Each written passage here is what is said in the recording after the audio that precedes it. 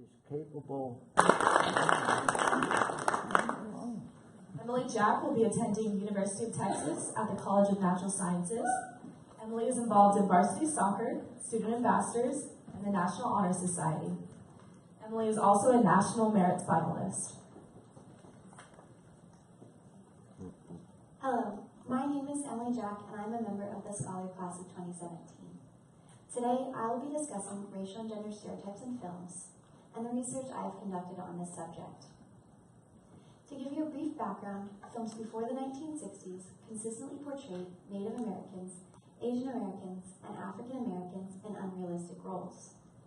In addition, women during this time were often limited to one of three on-screen characters: the femme fatale, the damsel in distress, or the housewife. After looking into this, I was led to my problem statement, which asks, what were the pivotal changes in American societal values during the 1960s causing a shift in racial and gender mores, and how are these changes depicted in modern films? Specifically, how have the Disney princess stories reflected the shifting values of American society, and how do these stories impact young girls today? There were two movements that really changed the way society viewed people of color and women. These were the Civil Rights Movement and Women's Liberation Movement, both of which brought about new rights for these respective groups. After the 1960s, people of color began to be portrayed as equal to white people. In addition, women began to be portrayed as equal to men. The corporation Disney best exemplifies this shift. After the 1960s, people of color in Disney films began to be portrayed in lead and heroic roles. After the 1960s, women in Disney films began to be portrayed as strong and independent. For female archetypes, the Disney princess movies are a good example to show how they have changed throughout the years. Before the 1960s, Disney princess films, such as Snow White, showed women in stereotypically domestic roles. After the 1960s, Disney princess films, such as Beauty and the Beast, showed that women could be intelligent. Even more recent Disney princess films, such as Moana, show that princesses can be the heroes of their stories. Even though the princesses have changed quite a bit throughout the years, their docile personalities and unrealistic body types can lead young women to have self-confidence issues today. After looking into this, I decided to test two null hypotheses. My first asked whether the majority of people in Houston feel the main characters in newer films accurately portray the racial diversity in America. My second asked whether the majority of people in Houston feel the main characters in newer films accurately portray the gender ratio in America. To test these, I sent out an electronic survey consisting of 8 questions that opened on October 27th and closed November 11th. Of those who responded, I was only able to use a result of 152 due to age restrictions or an inability to answer questions. I found that 64% of those who responded were aged 14 to 25, 23% were aged 26 to 50, and the remaining 13% were aged 51 and over.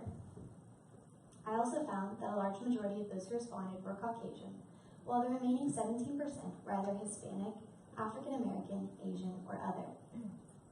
In addition, a large majority of those who responded were female, while the remaining percentage were male. Finally, I found that 42% of those who responded watch newer films somewhat often, 29% watch newer films fairly often, 15% watch newer films frequently, and 14% watch newer films not often. For my first null hypothesis, I found that 45% of those who responded felt the main characters in newer films accurately depicted the racial diversity in America.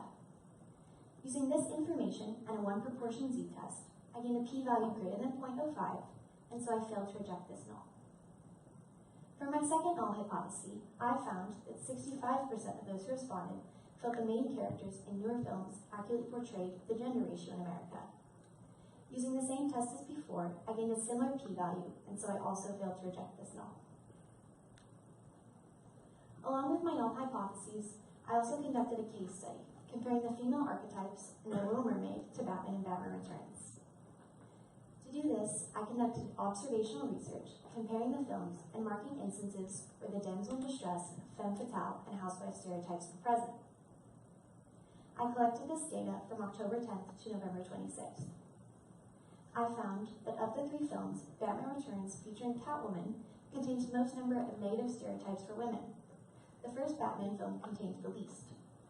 However, each of the 3 films contained roughly the same number of stereotypes and were produced in the same year, so I concluded that these films accurately depict society's beliefs on women during this time. All good research leads to further research, and I decided to continue mine by looking into hacking. Hacking is stealing private data from others. It originally began at MIT as a way to improve software, but it has since developed into something more criminal. There are many forms of hacking, but some are more serious than others. One of the less severe forms of hacking is internet piracy, which is mainly focused in the film and music industry. Early internet piracy began with film-sharing websites, also known as peer-to-peer programs. One of the first of these was Napster. Napster was shut down shortly after it was started for infringing on copyright laws, but other similar websites soon began to appear. There are many debates as to what economic impact internet piracy has on the film industry. Some studies show statistics stating that illegally copying or downloading film leads to a loss in revenue and a loss in jobs in the film industry, while opposing studies state that the impact on the film industry is negligible.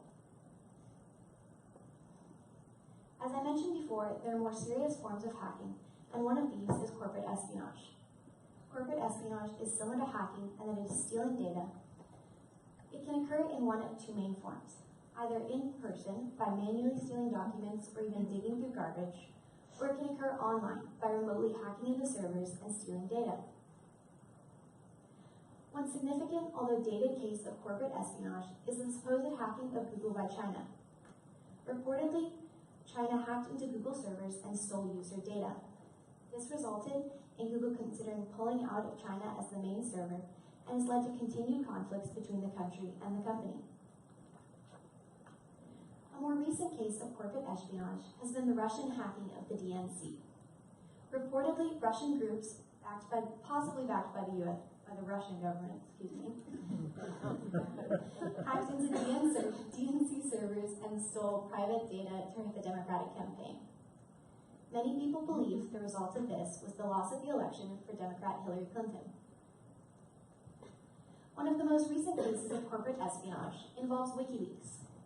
WikiLeaks was founded by Julian Assange to publish corporate or government documents he believes the public deserves to see.